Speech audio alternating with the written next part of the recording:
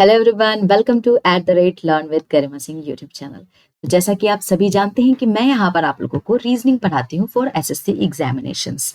तो जो लोग भी मेरे इस यूट्यूब चैनल पर नए हैं, सबसे पहले जाएं और मेरे इस यूट्यूब चैनल को सब्सक्राइब करें ताकि आपको चीज़ों की टाइमली नोटिफिकेशंस मिलती रहें। यानी कि अगर आप 2025 2026 एसएससी एग्जाम्स को टारगेट कर रहे हैं तो यहाँ पर आपको रीजनिंग बिल्कुल फ्री में पढ़ाया जा रहा है। शॉर्ट शॉर्ट ट्रिक्स में यहाँ पे आपको बताती हूँ और ये भी बताती हूँ कि किस तरीके से क्वेश्चंस एग्जाम्स में आ सकते हैं और कुछ प्रीवियस ईयर क्वेश्चंस भी मैं आपको यहाँ पर दिखाती हूँ। तो जल्दी से जाएं और @learn with Garima Singh YouTube channel को सब्सक्राइब कर लें। तो चलिए, हमने अभी तक 3 चैप्टर कंप्लीट कर लिया है, यानी कि हमने similarity, alphabet test and analogy, ये 3 चीजें हमने यहाँ पर देख ली है। पीडीएफ भी आपको प्रोवाइड कर दिया गया है। तो मैंने सोचा क्यों ना आपको थोड़ा सा टिप्स दिया जाए, स्ट्रेटजी बताई जाए कि किस तरीके से हमको एसएससी एग्जाम्स के लिए थोड़ा सा प्रिपेयर्ड करना चाहिए खुद को, कैसे खुद में मोटिवेशंस लाना चाहिए। तो उसके लिए मैंने आपके लिए एक छोटा सा वीडियो लेकर आई हूँ। आई होप ये मोटिवेशंस आपको काफी ज्यादा हेल्प करेगा। तो चलिए हम यहाँ पर शुरुआत करते हैं, देखते हैं कि कैसे हम एसएससी एग्जाम को क्लियर करेंगे, कैसे हम अपना सपना ऑफिसर बनने का यहाँ पर पूरा कर सकते हैं। तो उसके लिए पहली जो सबसे इंपॉर्टेंट चीज होती है, सेल्फ मोटिवेशन होना तो बहुत ज्यादा जरूरी है। अगर आप में खुद मोटिवेशन नहीं है, सेल्फ मोटिवेटेड नहीं हो, तो फिर बहुत मुश्किल होता है। क्योंकि जब भी आप एग्जाम्स की प्रिपरेशंस करते हैं ना, तो मोस्ट ऑफ द टाइम आप देखोगे कि बहुत सारे फ्लक्चुएशंस आते हैं। ऐसा नहीं है कि हमेशा एक जैसा दिन होगा। जैसे मान लीजिए आज आप हाईली मोटिवेटेड हो, तो जरूरी नहीं है कि कल भी आप इतने ही मोटिवेटेड रहोगे। तो मोस्ट ऑफ द टाइम आपको थोड़ा सा डीमोटिवेशन सा फील होगा, थोड़ा अलग फील होगा, थोड़ा सा अकेला सा फील होगा। क्यों? क्योंकि आपको लगेगा कि आपके एज के जितने भी आपके फ्रेंड्स थे उन सब ने नौकरी कर ली, लेकिन आप नहीं कर पा रहे हो। क्यों? क्योंकि आप गवर्नमेंट एग्जाम्स को नहीं निकाल पा रहे हो और आपका सपना है गवर्नमेंट एग्जाम्स को निकालना। तो जब भी हम गवर्नमेंट एग्जाम्स की तैयारी करते हैं ना, तो मोस्ट ऑफ द टाइम आपको अकेला सा फील होता है। लेकिन उस अकेलेपन में आपको क्या करना है? मोटिवेशंस लेना है। देखिए, देर से ही मिले, अगर अच्छी चीज मिलती है तो उसके लिए हमें कुछ ना कुछ तो पे करना ही पड़ता है। तो हम यहाँ पर अपने घूमने फिरने का, फ्रेंड सर्कल, इन सारी चीजों को पे करते हैं जब हमको गवर्नमेंट जॉब निकालना होता है। क्योंकि अगर आप शांत मन से बिल्कुल ही डेडिकेशन के साथ अगर पढ़ाई नहीं करेंगे तो बहुत ज्यादा मुश्किल हो जाता है कि आप कोई भी गवर्नमेंट एग्जाम्स को निकालो। इवन यहाँ पर मैं बोलूंगी आपसे कि एक डेडिकेशन मेंटेन करना बहुत ज्यादा जरूरी होता है। और जो लोग भी यहाँ पर टारगेट लेकर चल रहे हैं, सपना लेकर चल रहे हैं कि 2026 में मैं एक बहुत बड़ा ऑफिसर बन जाऊंगा, मेरे माँ बाप को प्राउड फील कराऊंगा, तो उनके लिए ये बहुत ज्यादा जरूरी होता है कि एक कंसिस्टेंसी मेंटेन करके रखे और डेडिकेशंस रखना बहुत ज्यादा जरूरी है। तो हम यहाँ पर उसी के बारे में बात करेंगे। तो सबसे पहले ना, यहाँ पर आप देखेंगे कि मैं आपको रीजनिंग पढ़ा रही हूँ।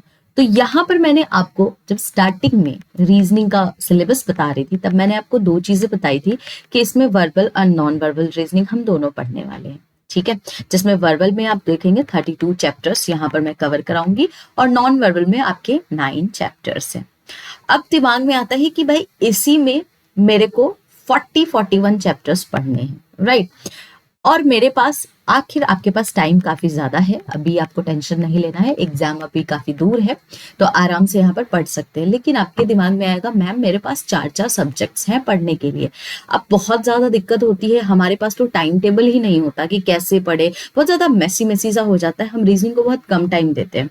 वैसे भी लोग इसको लाइटली लेते हैं कि रीजनिंग है, सॉल्व तो कर लेंगे, लेकिन जब एग्जाम में जाते हैं तो सॉल्व तो होता नहीं है।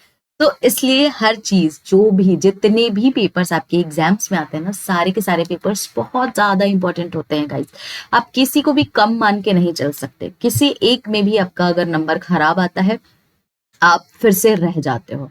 और आपको तो पता ही है एसएससी में आपकी नेगेटिव मार्किंग होती है। तो यानी कि चारों सब्जेक्ट्स, जितने भी सब्जेक्ट्स आते हैं एग्जाम में, काफी ज्यादा इंपॉर्टेंट होता है।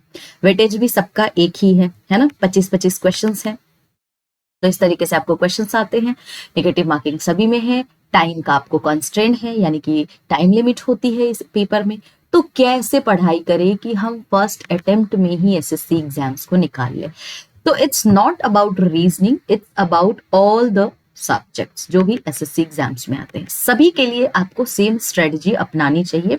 मैं यहाँ पर रीजनिंग पढ़ा रही हूँ तो मैं आपको एक रीजनिंग की स्ट्रेटजी बता रही हूँ, सेम आपको फॉलो करना है फॉर ऑल द सब्जेक्ट्स, ठीक है। तो अब मैंने आपको बोला वर्बल है, नॉन वर्बल रीजनिंग है, इतने इतने चैप्टर्स हैं। करना क्या है आपको, जैसे जैसे मैं आपको यहाँ पे चैप्टर्स खत्म करती हूँ, यानी कि अगर मैंने चैप्टर 1 सिमिलैरिटी उसको मैंने खत्म किया, करेक्ट। अब जैसे ही मैंने इसको खत्म किया, आपको पीडीएफ प्रोवाइड किया, आपको क्या करना है, सबसे पहले पीडीएफ में जितने भी पैटर्न्स बताए गए हैं सबको खुद से सॉल्व करना है।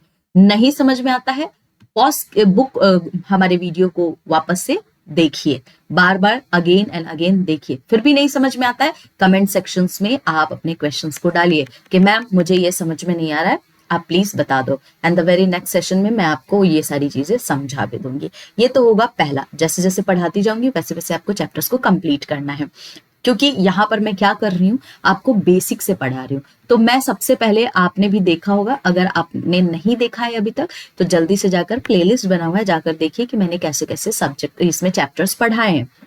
तो जब भी मैं जो भी चैप्टर्स पढ़ाती हूँ सबसे पहले मैंने आपको बेसिक लेवल पे उसके डेफिनेशंस बताए हैं, फिर वो कैसे बनते हैं, क्या है, सारी चीजें मैंने बताई हैं, शॉर्ट ट्रिक्स दिया है। तो कोशिश करेंगे कि आप सारी चीजों को अच्छे से देखें और फिर बिना पढ़े कोई भी आप सब्जेक्ट्स या कोई भी आप क्वेश्चन चाहते हो सॉल्व हो जाए, तो ऐसा नहीं होता है, पढ़ना तो पड़ेगा, है ना। तो पढ़ाई कीजिए और अच्छी तरीके से यहाँ पर जैसे जैसे मैं पीडीएफ प्रोवाइड कर रही हूँ सॉल्व करते जाइए। अब आपके दिमाग में आएगा कि मैम आपने तो 40-50 क्वेश्चंस ही कराए हैं, उसी का पीडीएफ दिया है, तो अब और भी प्रैक्टिस करना है क्योंकि एग्जाम तो अभी है नहीं, प्रैक्टिस तो करना पड़ेगा, है ना। तो क्या करें मैम, और कौन सी बुक्स को हम फॉलो कर सकते हैं, किस तरीके से पढ़ाई करनी चाहिए। तो सबसे पहले स्टडी मटेरियल की यानी कि बुक्स की बात कर लेते हैं। तो देखिए आपके पास यहाँ पर दो ऑप्शंस हैं।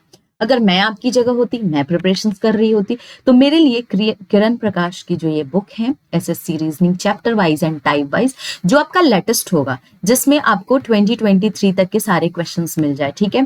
पहला बुक तो आपका ये बहुत ज्यादा इंपॉर्टेंट हो जाएगा, ताकि आप जैसे जैसे मैं यहाँ पे टॉपिक पढ़ाती जाऊंगी वैसे वैसे आप वहां पे सॉल्व करते जाओगे। दूसरा, बहुत ज्यादा आपको अगर लग रहा है कि मुझे इससे भी पहले कुछ और पढ़ना चाहिए, तो आप एक एस चांद की बुक खरीद सकते हैं जो डॉक्टर आर.एस. अग्रवाल की है, वर्बल नॉन वर्बल रीजनिंग की।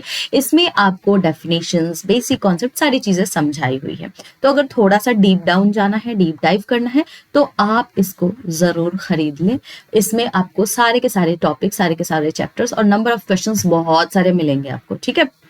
तो यहाँ से आप क्वेश्चंस को सॉल्व कर सकते हैं। बेस्ट बुक होगी अगर आप किरण प्रकाश की लेते हो, या अगर आप कहीं भी पढ़ाई कर रहे हो, इट मीन्स कि किसी कोचिंग सेंटर से या ई लर्निंग प्लेटफॉर्म से पढ़ रहे हो जहां पर उन्होंने आपको मटेरियल प्रोवाइड किया है, तो आप वहां से भी प्रैक्टिस कर सकते हो, कोई दिक्कत नहीं है। बुक कोई भी होनी चाहिए, प्रैक्टिस जरूरी है क्योंकि सब में आपको क्वेश्चंस सेम ही मिलेंगे। आपको अपना लॉजिकल थिंकिंग जो है यहाँ पर पढ़ाना है, तो आप कोई भी बुक से पढ़ सकते हो, कोई भी बुक से क्वेश्चंस पेपर को सॉल्व कर सकते हो, डजंट मैटर कि कौन सा बुक है।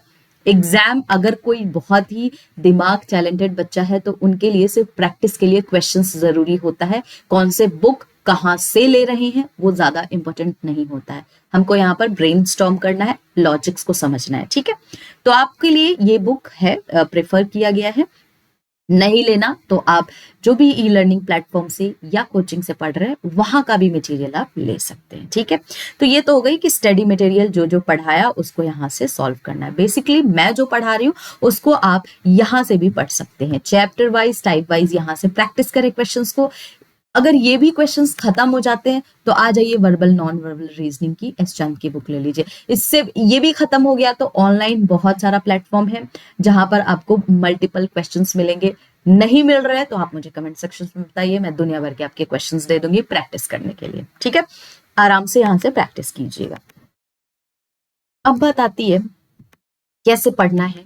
बहुत सारे सब्जेक्ट्स पढ़ने हैं, नेगेटिव मार्किंग भी है यहाँ पर, तो करंट अफेयर्स और जनरल अवेयरनेस आता है जिसमें हमको याद भी करना पड़ता है, बहुत ज्यादा दुख दर्द है।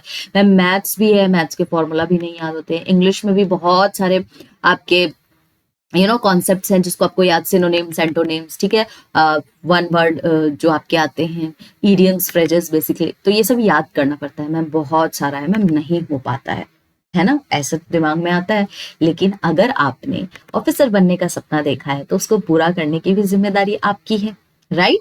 अगर आपने सपना देखा है तो पूरा तो आप ही को करना पड़ेगा, तो मैनेज तो करना पड़ेगा। तो उसके लिए आप क्या करोगे, यहाँ पर आपको टाइम टेबल बनाना है। अब प्रॉपर टाइम टेबल कैसे बनेगा, जैसे आज आपने सोचा, मैं आपको सीधी बात बताऊं, आज अभी इसी वक्त से आप अगर सीरियस हो और आप चाहते हो कि 2025 का एसएससी एग्जाम आपका क्रैक हो जाए, तो ये बहुत सही समय है गाइस, पढ़ाई करना स्टार्ट कर दो। पढ़ने से पहले एक टाइम टेबल जरूर आपके पास होना चाहिए। अगर टाइम टेबल नहीं है, बड़ा मुश्किल है, बिना डेडिकेशन, बिना टाइम टेबल के आप पढ़ाई कर कैसे रहे हो। अभी नवंबर है, आज हमारा मान लीजिए, आज हमारा 25th ऑफ नवंबर है, जो भी है ना, 25th है सर, है ना, 25th ऑफ नवंबर है। तो आज अगर आप सोच रहे हैं कि आज से मेरे को पढ़ाई स्टार्ट करनी है, तो आपके लिए दो तीन चीजें क्या इंपॉर्टेंट होगी। कोई भी एग्जाम देते हैं ना, तो सबसे पहले एग्जाम का पैटर्न जानना बहुत जरूरी होता है, राइट, कि क्या पैटर्न है एग्जाम में, किस तरीके के क्वेश्चंस आते हैं। तो सबसे पहला काम प्रीवियस ईयर क्वेश्चंस को देखना होता है। जब आप प्रीवियस ईयर क्वेश्चंस को देखते हो ना, तो आप एनालाइज कर पाते हो कि किस तरीके का क्वेश्चन एग्जाम में आता है। उससे पहले जैसे मान लीजिए रीजनिंग है, तो सबसे पहले तो आपको ये पता होना चाहिए कि एग्जाम कौन सा दे रहे हैं, एसएससी एग्जाम्स दे रहे हैं, राइट। अब एसएससी एग्जाम दे रहे हैं, रीजनिंग सब्जेक्ट मेरा आता है, तो क्या क्या सिलेबस है, इसका सिलेबस क्या है, क्या पढ़ना क्या है मुझे, इसमें क्या पढ़ना है, क्या छोड़ना है, is the most important thing. सब कुछ नहीं पढ़ना है, जो पढ़ना है उसमें अच्छी तरीके से मुझे प्रैक्टिस करनी है, राइट। तो सबसे पहले हमको सिलेबस जानना है। जब मुझे सिलेबस पता चल जाएगा, मैं जाऊंगी प्रीवियस ईयर क्वेश्चन पे। अब जब आप प्रीवियस ईयर क्वेश्चंस पे जाओगे, तो आपको पता चलेगा, आप चाहे 10 साल का ले लो या 15 साल का ले लो, प्रीवियस ईयर क्वेश्चंस ऑनलाइन तो आपको मिल जाएंगे, पीडीएफ्स वगैरह काफी सारे, आप गूगल करोगे तो आपको फ्री में पीडीएफ्स भी मिल जाते हैं, 15 साल 20 साल जितना चाहिए। मैं कहूंगी 15 से 20 साल का क्वेश्चन ले लो, क्योंकि इतना क्वेश्चन प्रैक्टिस करने के बाद काफी आसान हो जाएगा आपके लिए एग्जाम को क्रैक करना, ठीक है। तो आपने क्या किया, यहाँ पर क्वेश्चंस को इकट्ठा किया। अब उस क्वेश्चंस को आप पढ़ रहे हो, देख रहे हो और समझने की कोशिश कर रहे हो कि किस किस कॉन्सेप्ट से ज्यादा क्वेश्चन आए हैं। एनालॉगी से किस तरीके के क्वेश्चन आए हैं, अल्फाबेट से किस तरीके का क्वेश्चन पूछा जा रहा है, ब्लड रिलेशन से किस तरीके का क्वेश्चन आ रहा है, right.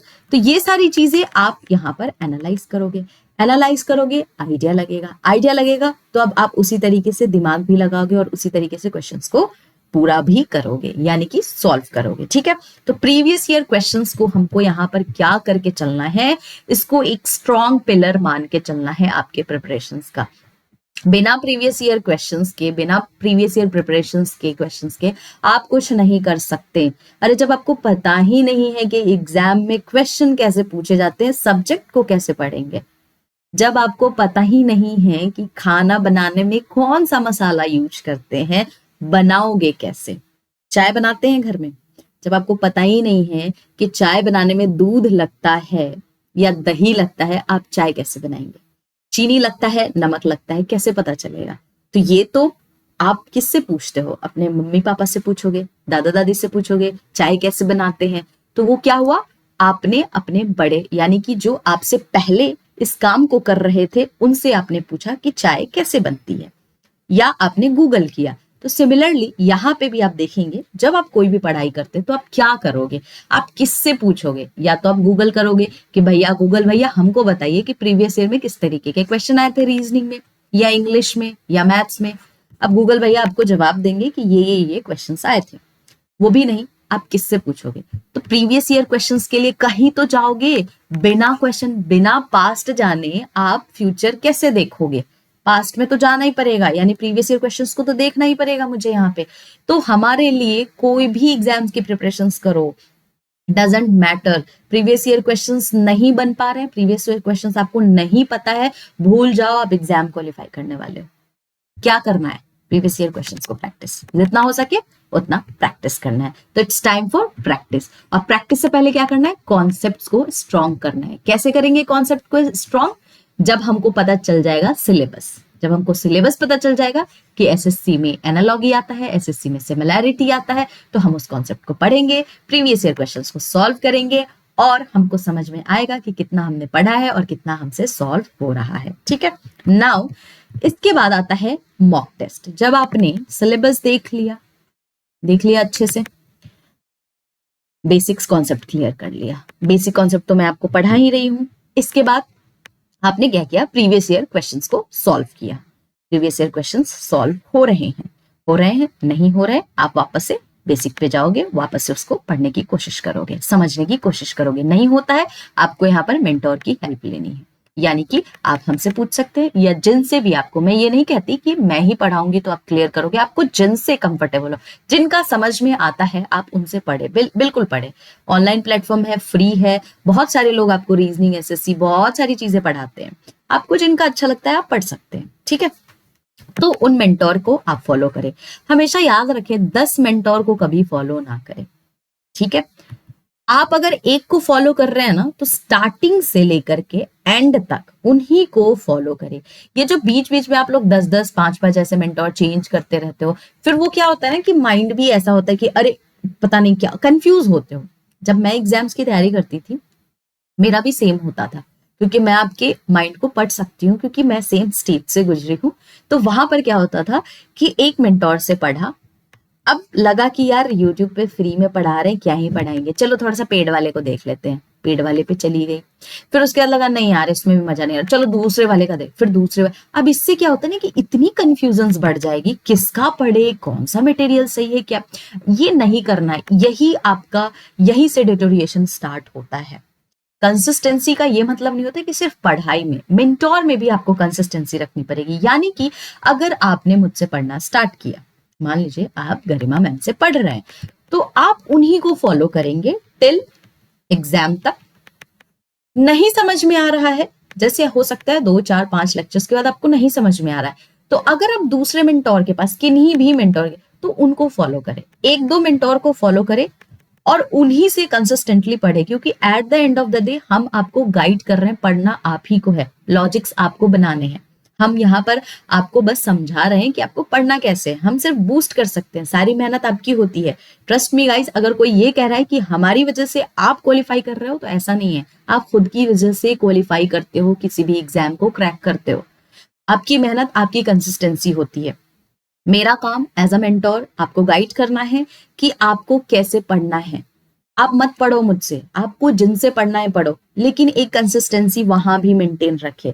Through out your entire preparation आप उसी मेंटोर को फॉलो करें, 10 जगह नहीं जाए कि यहाँ पे आसान मिल रहा है वहां पे, ऐसा ना करें। ठीक है, उसी में आप लोग गड़बड़ करते हो, तो वो नहीं करना है। तो जब आप पढ़ाई करते हैं, मैंने बोला प्रीवियस ईयर क्वेश्चन लगाया, अब ऑनलाइन प्लेटफॉर्म है, फ्री आपको सुविधाएं मिल रही है। ये कहने के लिए ना, ये बहाने होते हैं कि हमारे पास पैसे नहीं है तो हमने ना कोर्स नहीं खरीद पाए और जिसकी वजह से हमारा एग्जाम नहीं निकला। अरे ये सब बहाने बहुत ज्यादा हैं। इस तरीके के बहाने जब हम आपकी उम्र के थे तो बहुत बनाते थे, और इससे क्या होता है, at the end of the day नुकसान आपका है। देखिए, बनिएगा आप अपने लिए, नहीं बनिएगा आप अपने लिए, नुकसान आप ही का हो रहा है। बनते हैं तो खुशी होगी, नहीं बनेंगे कोई नहीं पूछता है। तो आपका सक्सेस देखा जाता है at the end of the day. आप उस बीच में क्या कर रहे हो उसके बहाने ना लगाओ। ठीक है, पढ़ना है तो आपको अपने बहाने को, आपका अपनी मजबूरी जो भी है उसको साइड में रखो, क्योंकि आज के जमाने में, यानी कि जो टेक्नोलॉजी आई है, टेक्नोलॉजी के जमाने में अगर आप ये कहते हो कि आपके पास पैसे नहीं थे, आप कोर्स नहीं खरीद पाए, आप चीजों को कर नहीं पाए, तो ये मूर्खता है। मतलब आप खुद को बेवकूफ बना रहे हो और कुछ भी नहीं। या तो आपसे होने वाला नहीं है या आप करना नहीं चाहते, क्योंकि बहुत सारे फ्री प्लेटफॉर्म हैं जहां पर आपको फ्री मॉक टेस्ट दिए जाते हैं। एग्जाम्स दीजिए, प्रैक्टिस कीजिए क्वेश्चंस को। भाई पढ़ने वाले कहीं से भी पढ़ लेते हैं। आपको तो इतनी सारी सुविधाएं, आज के जनरेशन में तो इतनी सारी सुविधाएं, पहले के टाइम में तो चलो मान सकते हो कि इतने आपके पास बेनिफिट्स नहीं थे, इतनी टेक्नोलॉजी नहीं थी, आज तो है। फिर आज किस चीज की एक्सक्यूजेस बनाते हो? कोई एक्सक्यूजेस नहीं बनानी है। यहाँ पर आपको प्रैक्टिस करना है, मॉक टेस्ट देना है, जितना दे सकते हैं गाइस मॉक टेस्ट दीजिए। यही आपको आपके एग्जाम के नजदीक लेके जाएगा। मैं क्यों बोल रही हूँ मॉक टेस्ट के लिए? क्योंकि ये जो मॉक टेस्ट है ना, इसी में आपको समझ में आएगा कि आप कहाँ गलती कर रहे हो और कहाँ पे आपको इम्प्रूव करना है। तो यहाँ पर आपके लिए mock test is very important. जब आप पेपर देंगे आपको पता चलेगा, मान लीजिए आपने 100 मार्क्स के क्वेश्चंस किए जिसमें आपके 30 नंबर ही आ रहे हैं, तो अब आपको देखना पड़ेगा ना कि बाकी के 70 मार्क्स जा कहाँ रहे, तो कौन से क्वेश्चंस में गलती की जिसकी वजह से आपके इतने निगेटिव मार्किंग हो रहे हैं। तो अब आप उसको क्या करेंगे, सुधारेंगे ना। तो मॉक टेस्ट देने का मेन जो मकसद होता है वो होता है कि हम अपने मिस्टेक्स को उस मॉक टेस्ट से एनालाइज करें और जितनी जल्दी हो सके उसको इम्प्रूव करें। क्योंकि अभी आपके पास टाइम है, आप मिस्टेक्स कर सकते हैं, ठीक है। मिस्टेक्स करना भी जरूरी है, तभी तो पता चलेगा कि आप कहाँ सही हो और कहाँ गलत हो। एग्जाम में गाइस मिस्टेक नहीं होनी चाहिए। जितनी मिस्टेक्स करनी है आप अभी कर लो, मॉक टेस्ट देखकर या आपको प्रीवियस ईयर क्वेश्चंस को देखकर। अभी जैसे मैं पढ़ाती हूँ उसमें आप गलतियां कर लो और उस गलतियों से सीखो। गलतियों से हमेशा सीखना चाहिए, गलतियों से डीमोटिवेट मत हो। एक तो आप लोग टेस्ट देने से डरते हो, ना जाने क्यों। पहली चीज तो टेस्ट देने से कभी ना डरो, ठीक है। टेस्ट देना है, टेस्ट देंगे तो आपको पता चलेगा कि आपकी मिस्टेक्स कहाँ हुई है। और मिस्टेक्स को देखकर घबराना नहीं है कि अरे मेरे दोस्त का तो 100 में 100 आ गया, अरे उसके तो नेगेटिव मार्किंग नहीं गए, अरे एक के तो 70 आ गए, मेरे 30 क्यों रह गए। अरे भैया, आपको इनसे कॉम्पिटिशन थोड़ी है, आपको खुद से कंपटीशन है। आप खुद के लिए कॉम्पिटिटर हो, ठीक है। आपको यहाँ पर अपने मिस्टेक्स को देखना है कि मेरे को अगर इस बार 30 मार्क्स आए हैं तो मेरी गलतियां कहाँ कहाँ हुई है। तो सबसे पहले आप अपने मिस्टेक्स को एनालाइज करो, फिर इंप्रूव करो और खुद से प्रॉमिस करो कि नेक्स्ट टाइम 30 मेरा जो है ये 70 बनेगा। छोटे छोटे टारगेट्स लेकर चलो, फिर मैं इसको 90 बनाऊंगा या बनाऊंगी, फिर मैं इसको 100 पे लेकर जाऊंगी। तो टारगेट्स खुद के रखो, खुद से कॉम्पिटिशन्स करो, अड़ोसी पड़ोसी से कॉम्पिटिशन्स नहीं करनी है। At the end of the day ये आपका एग्जाम है, ये आपका स्टेज है जिसमें आप लड़ रहे हो खुद अकेले ऑफिसर बनने के लिए, क्योंकि ये आपका सपना है, किसी और का सपना नहीं है। तो किसी और को देखकर खुद को नहीं जलाना, खुद को डिमोटिवेट नहीं करना है। क्वेश्चंस खराब हो रहे हैं, नहीं बन रहा, डजेंट मैटर। आपको पता होना चाहिए अगर आप पेपर देते हो, टेस्ट देते हो, तो इसका ये मतलब है कि आप कोशिश कर रहे हो, राइट। अगर जो कोशिश ही नहीं करेगा, मिस्टेक्स क्या होता है, mistakes are the proof that you are trying. अब जिन्होंने भी मिस्टेक्स ही नहीं किया भगवान बन जाएंगे भैया। मिस्टेक ही नहीं हो रही है ना, वो तो टेस्ट दे रहे हैं, ना वो प्रीवियस ईयर क्वेश्चंस देख रहे हैं, कुछ भी नहीं कर रहे हैं, तो वो तो भगवान है, उनसे तो हमको डील ही नहीं करना। हम तो इंसान है, हमको तो अपने आप से गलतियों से सीखना होता है। बचपन से आज तक ऐसा तो है नहीं कि आपने कोई गलती नहीं की होगी। तो जो गलती करते हो तो क्या उससे सीखते नहीं हो, या इस डर से कुछ करते ही नहीं हो कि अरे भाई हमसे गलती हो जाएगी। अरे गलती होगी तभी तो आप सीखोगे।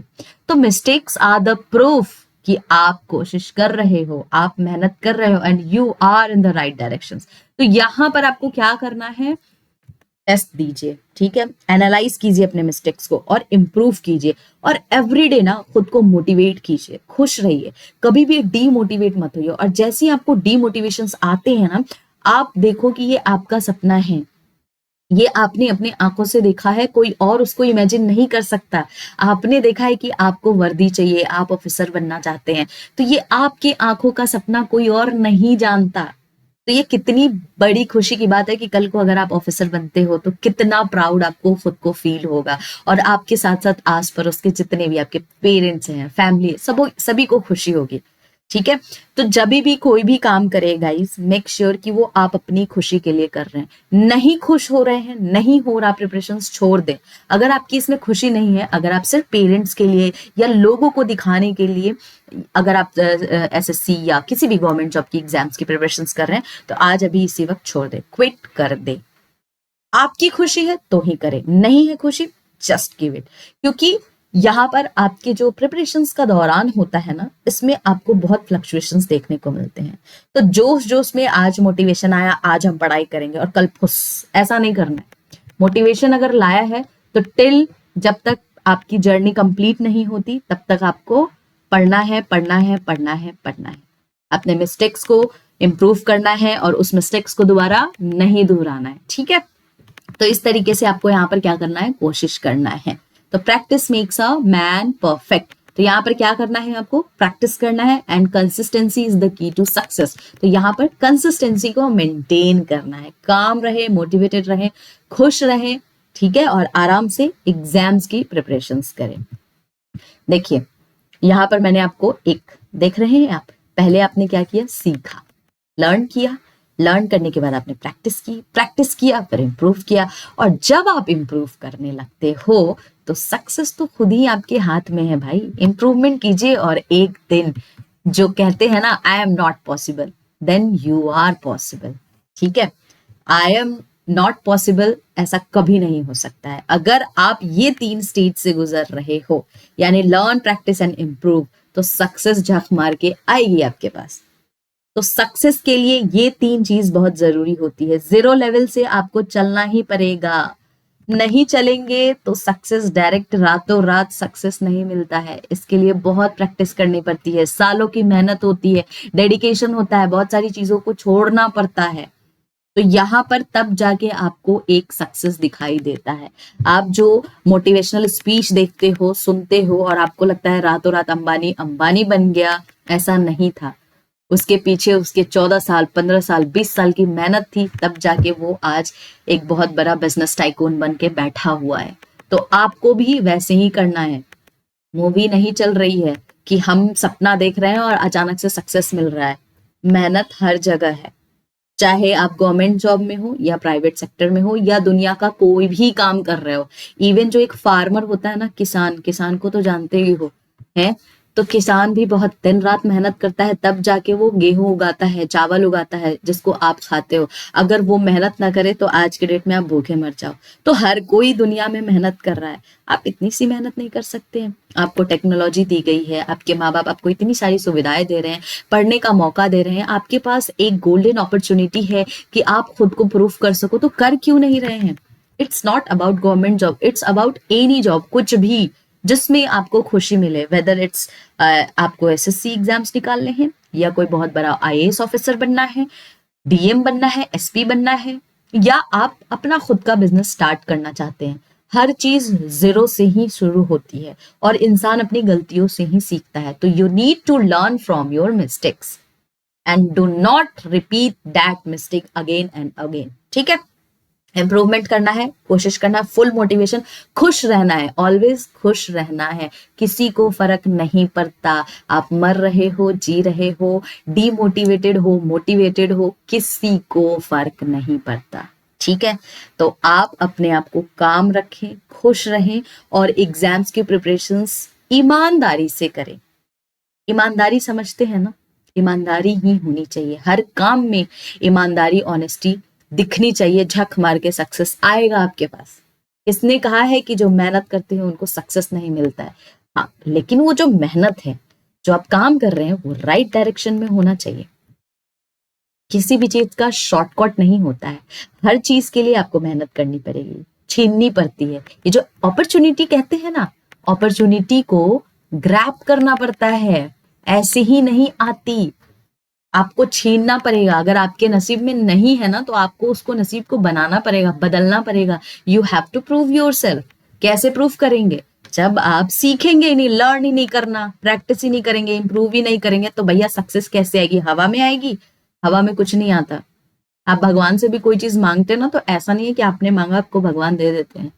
वो देखते हैं कि मेहनत कर रहा है इस चीज के लिए कि नहीं, करेगा तो मिलेगा, नहीं करेगा तो नहीं मिलेगा, ठीक है। तो क्या करना है? Practice, learn, improve and then success. तो इस तरीके से आपको क्या करना है? अच्छी तरीके से एग्जाम्स की प्रिपरेशंस करना है, ऑनेस्टी के साथ। खुद के दिल से पूछो, खुद के मन से पूछो कि क्या आप जो करने जा रहे हो, क्या आपको करना है, क्या आप इसमें खुश हो, या समाज के लिए, या माँ बाप के लिए, या फ्रेंड्स कर रहे हैं, या कोई और कर रहा है, उसको हमने वर्दी में देखा तो हमें अच्छा लग रहा है, तो हम भी अपने आप को वर्दी में। कुछ ऐसा तो नहीं है, क्योंकि दूसरे के मोटिवेशंस पे अपनी जिंदगी मत जियो, दूसरों के शर्तों पे अपनी जिंदगी नहीं जीनी चाहिए, खुद की शर्तें होनी चाहिए।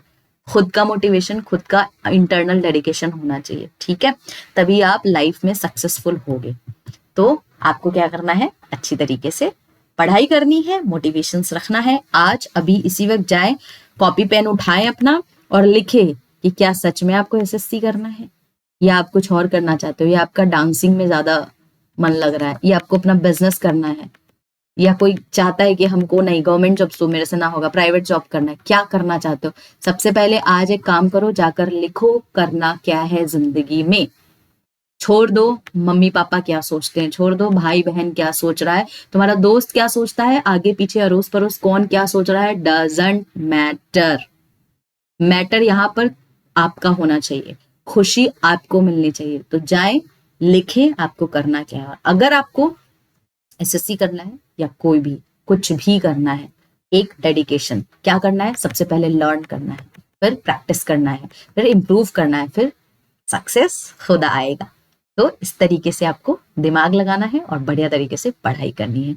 तो जो लोग एसएससी की तैयारी कर रहे हैं वो तो फॉलो करें, या दुनिया में आप कुछ भी करना चाहते हैं, आप इस 3-4 चीजों को गांठ बांध लो, जिंदगी में सक्सेस कहीं नहीं जा रही है। खुद के लिए काम करो, दूसरों के लिए नहीं, ठीक है, खुद की खुशी होनी चाहिए।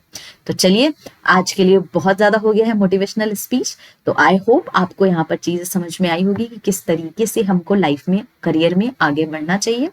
तो आई होप आपको पसंद आया होगा वीडियो। पसंद आ रहा है तो लाइक कीजिए, ज्यादा से ज्यादा लोग शेयर कीजिए, सब्सक्राइब कीजिए। अगर कोई भी डाउट होता है, कोई भी दिक्कत है, गाइस कमेंट सेक्शंस खुला है आप लोगों के लिए, कमेंट्स कीजिए, फीडबैक दीजिए, कुछ बात बतानी है, you can comment on comment sections. तो इजिली मेरे लिए आसान हो जाएगा आपके साथ टच में रहने के लिए, ठीक है। सारी चीजों का पीडीएफ आपको डिस्क्रिप्शन बॉक्स में मिल जा रहा है, आराम से प्रैक्टिस कीजिए, मोटिवेटेड रहिए, खुश रहिए। मिलेंगे हम लोग नए चैप्टर के साथ नेक्स्ट वीडियो में।